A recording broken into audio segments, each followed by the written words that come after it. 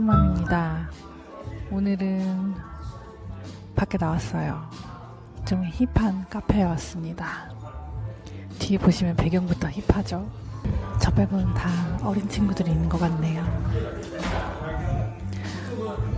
오늘은 그 출산 직후 팁 3탄이에요.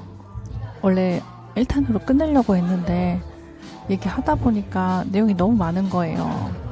제가 이거를 처음 찍기 시작한 게 제 친구가 절친이 애를 낳았어요. 그래서 이제 필요한 것들을 설명을 해주고 싶은데 겸사겸사 그런 느낌으로 찍었거든요. 그래서 제 친구에게 해주고 싶은 팁을 준다라는 느낌으로 들으시면 돼요. 그만큼 내용이 탄탄하겠죠? 자, 오늘 3탄. 첫 번째는 이제 애기 낳았어요. 그럼 처음 병원에 BCG 접종을 하잖아요. 친구가 물어봐요. BCG 접종 뭐 해야 돼? 이게 두 종류가 있는데 경피용, 피내용 이렇게 두 가지가 있어요. 결론부터 말씀드리면 제가 봤을 때는 큰 차이가 없어요. 굳이 따지자면 흉터가 어떤 모양으로 남느냐의 차이거든요. 자세히 말씀을 드리면 경피용은 비용이 있고 피내용은 무료예요. 병원마다 취급하는 게 다르기 때문에 미리 전화해보고 가야 돼요. 경피용은 도장식으로 찍는 거고 피내용은 주입하는 형태예요.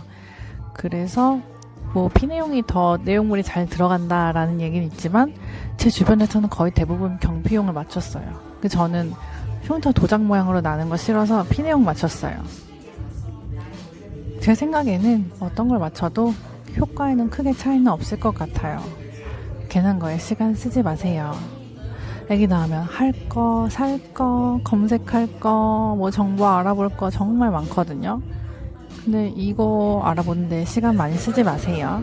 애기 낳고 제가 가장 추천드리는 거는 조리원 동기를 만드는 거예요. 근데 지금 코시국이라서 많이 힘들다고 하더라고요. 저 때도 코로나였어요. 근데 저희 조리원에서는 공동 공간이 하나 있었거든요. 파라핀하고 족욕하는 공간이 있어서 거기에서 사람들이 이제 왔다 갔다 하면서 말도 걸고 이렇게 연락처도 주고받고 하는 곳이 한 군데는 있었어요. 근데 지금은 코로나 워낙 심하니까 그게 없다고 해요. 그게 없다면 혼자 만들기 힘들다면 조리원 이제 원장이나 아니면 이제 마사지 혹은 가슴 마사지 해주시는 분들한테 뭐 여기 그 단체톡 방 하나 들어가고 싶은데 혹시 있냐 물어보고 없다고 하면 내가 만들어서 하고 싶은데 좀 이렇게 사람들한테 얘기해 줄 수 있냐 해서 어찌어찌 어떻게든 해서 하나 만드는 걸 정말 추천을 드립니다. 그러니까 저는 저희 조리원 동기들은 정말 끈끈하거든요. 거의 뭐 하루 이틀 걸러 한 번 아니면은 뭐 뜸하다 싶으면 일주일 동안 연락 안 하다가 또 연락하고 이런 식으로 꽤 자주 연락을 하고 활발히 이제 의사소통을 하는 편이에요. 그리고 얼마 전에는 저희 이제 돌 지났잖아요. 그래서 애들 색깔별로 내복이랑 모자랑 싹 그 맞춰가지고 사진도 촬영하고 그리고 조리원 동기 언니들도 뭐 이렇게 각자 집에 좀 놀러 가고 하면서 꽤 교류가 활발하거든요. 그래서 저는 다른 조리원 동기도 다 이런 줄 알았어요. 근데 보니까 제 친구 케이스를 보니까 뭐 100일 정도 때까지는 좀 연락하다가 지금 뜸하다 이렇다고도 하더라고요. 그러니까 케이스 바이 케이스예요, 다들. 저희는 정말 끈끈하고 정보가 워낙 많고 하다 보니까 저는 정말 유용하게 이 톡방을 쓰고 있어요. 그리고 이 톡방이 좋은 이유가 완전 초기에 애기 신생아 때 그때 서로 정보 공유하고 할 때 일단 공감대 형성이 되고 애기가 갑자기 밤에 아프거나 뭐 어디 부딪혔다 어느 병원 가야 되는지 모르겠다 혹은 이럴 때 어떻게 해야 되냐 이랬을 때 나도 이런 경험이 있다 이럴 때는 이렇게 했었다 이런 식으로 정보 공유도 되면서 공감대가 형성이 돼서 일단 정신적으로 너무 좋거든요. 제 애기 키우면서 저한테는 굉장히 든든한 동반자이자 마음의 안식처였어요. 조리원에서는 애들이 시기가 다 비슷비슷해서 도움이 많이 되거든요. 서로 그리고 핫들 같은 거 뜨면 또 서로 알려주거든요. 너나 없이 그래서 저는 너무 좋았어서 꼭 추천을 드립니다. 그리고 만약에 조리원에서 조동을 못 만들었어요. 그러면 맘카페에 글을 쓰거나 이미 올라와 있는 글들 보고서 연락을 하셔도 되고, 꼭 단체 톡방을 만드시기를 추천을 드립니다. 이게 있는 거랑 없는 거랑은 정말 천지 차이예요. 특히 아기 맨 처음 초기 신생아일 때. 제 아는 사람 보니까 아기가 일찍 태어났거든요. 그래서 조산맘 채팅방도 있다고 해요. 뭐 맘스홀릭이나 이런데 맘카페, 동네 맘카페나 이런데 보면은 여러 가지 채팅방이 많이 있을 테니까 꼭 찾아서 공감대를 이루면서 조금이라도 더 마음 편하게 육아를 하셨으면 좋겠습니다. 또 한 가지 팁을 드리자면, 지금 내 모습이 퉁퉁 부어 있더라도 아기랑 같이 사진을 꼭 남기시기를 바랍니다. 전 제 모습을 보는 게 너무 힘들더라고요. 사진은커녕 거울 보는 것도 너무 싫었고, 이렇게 갑자기 살찐 모습에 적응을 못해서 사진 남편이 막 찍어준다고 하면 찍지 마, 나 빼고 찍어, 이렇게 했었거든요. 근데 돌 때쯤 되면 이제 사진을 쭉 한번 보게 돼요. 근데 저랑 찍은 사진이 너무 적은 거예요. 그럴 때 되게 아쉽더라고요. 그러니까 나중에 뭐 보정해도 되고, 그리고 지나고 보면 또 막 그렇게까지 흉하진 않더라고요. 그때 당시에 내가 인정하기 힘들어서 그렇지. 그래서 지금 내 모습이 싫더라도 아기랑 그 순간순간을 많이 남기세요. 왜냐면 이 순간은 다시 안 오거든요. 그리고 이제 혼자서 아기를 보는 경우에는 사진을 남기기가 더 힘들어요. 그러니까 집에 누가 오거나 아니면은 남편한테 찍어달라고 하거나 이런 식으로 해서 아기랑 같이 있는 사진을 많이 남기시길 추천을 드립니다. 그리고 또 좋은 거는 가족 사진 요즘 셀카봉도 있고 뭐 삼각대도 있고 여러 가지로 남길 수 있는 방법 많잖아요.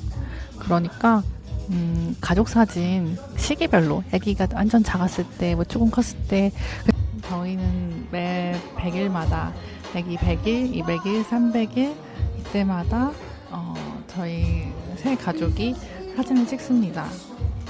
셀카봉 있고 그리고 삼각대 있으니까 집에서 흰 벽에다가 의자 놓고 아기 안고서 이렇게 찍거든요. 근데 의외로 되게 괜찮아요. 물론 제가 사진 찍는 게 취미여서 카메라랑 렌즈가 있어서 더 잘 나오는 거기도 하지만, 이렇게 남겨놓으면 나중에 좋더라고요. 그래서 저희는 뽑아서 냉장고에 붙여놨어요. 이렇게 100일, 200일, 300일 때 찍은 사진을. 되게 좋더라고요. 그렇게 찍어서 뽑으니까 사진관에서 찍은 것처럼 괜찮더라고요. 그리고 사진관에 가셔도 괜찮아요. 사진관도 괜찮고 요즘 셀프 사진관도 있고. 근데 만약에 코로나라서 가기 힘들다 그럼 집에서 그냥 삼각대 놓고 찍으세요. 그냥 그렇게 셋이 같이 있는 모습을 자주 남기는 게 좋더라고요. 다음 살 이거 진짜 턱살. 전 턱살은 원래 있었어요. 근데 이게 나이 드니까 처지더라고요. 리프팅 하고 싶어요. 아기 낳고 살이 진짜 안 빠지죠. 근데 이제 몸 아직 회복 다 안 됐을 때 너무 무리해서 운동하다가 다치는 경우 종종 봤어요. 제 주변에서. 그래서 뼈마디가 아직 튼튼하지 않고 되돌아오지 않은 상태에서 무거운 거 절대 들지 마세요. 그리고 산후조리 다 안 끝난 상태에서 찬물에 손 절대 대지 마시고, 냉장고 여닫고 하는 것도 남편이 해주세요. 그러니까 살은 무리하지 않는 범위에서 천천히 시간 들여서 빼시고요. 급하게는 절대 안 빠집니다. 빠지더라도 몸이 너무 상해요. 일단 처음에는 몸 회복을 하면서 어느 정도 회복이 되면 그때부터 슬슬슬, 급하게 말고 슬슬슬 빼는 게 안전합니다. 이게 10달 이상 다른 몸으로 살아왔는데 그게 한순간에 다 빠지면 그게 더 신기한 거죠. 저 같은 경우는 조산기가 있어가지고 마지막 몇 달은 누워만 있었어요. 앉지도 못하게 하더라고요, 병원에서. 그래서 제 몸을 인큐베이터 삼아 아기를 이제 키운 거죠, 마지막에. 그래서 저는 20kg가 쪘거든요. 근데 제가 사실은 자기 관리에 칼 같은 사람이거든요. 그래서 처음에는 제 모습을 거울로 보는 게 너무 힘들었어요. 그래서 정말 독하게 뺐거든요. 정말 열심히. 제 나름 되게 열심히 빼서 지금 2kg 남았어요. 이게 죽기 살기로 해도 쉽지가 않더라고요. 지금도 계속 빼고 있고요. 결국에는 회복을 할 겁니다. 꼭. 몸이 그 전으로 돌아갈 순 없다 하더라도 키로수라도 전 무조건 돌아갈 거예요. 이대로 살 순 없어요. 또 중요한 게 있는데, 이제 수유를 하시잖아요. 그러면 수유가 이제 끝나는 시기가 있을 거 아니에요. 단유할 때 주의점인데, 저희 그 산후도우미 분께서 꼭 당부하셨던 그 내용인데, 단유한 다음에 술 마음껏 마시면 절대 안 돼요 이러시는 거예요. 왜요? 했더니 수유가 은근히 칼로리 소모가 높은 그런 행동인데, 그거를 딱 멈추고 그 다음에 술을 딱 마시면 그동안 뺐던 게 다시 또 확 찐다는 거예요. 그러니까 단유할 때는 내가 그만큼 그 에너지 소모가 줄어들기 때문에 고칼로리 음식, 술 이런 거 꼭 주의하세요.